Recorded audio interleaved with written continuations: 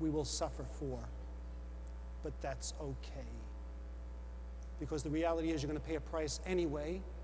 You might as well pay a price for something you believe and hold firmly to. In closing, actually when I was a priest, this was the part of my homily where people would actually wake up.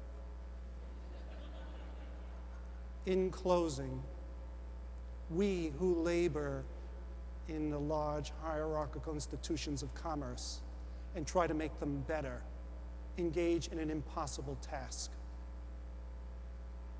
One of the things I learned in the monastery is just because something is impossible, that doesn't mean you don't work at it. Why else would I have been invited to take the vow of celibacy for 15 years? Little joke there. Theodore Rothke, the poet, said, "What we need are more people who specialize in the impossible."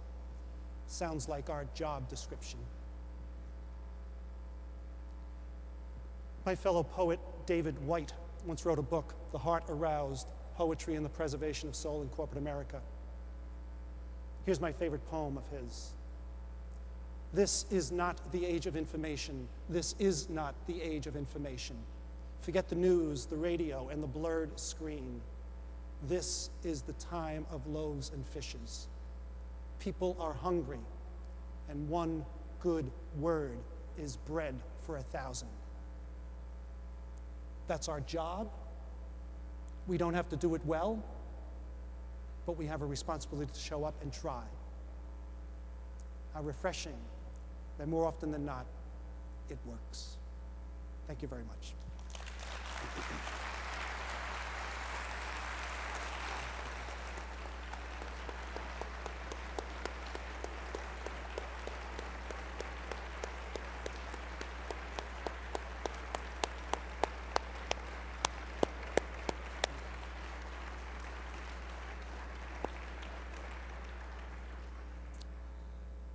Thank you, Kenny, as always.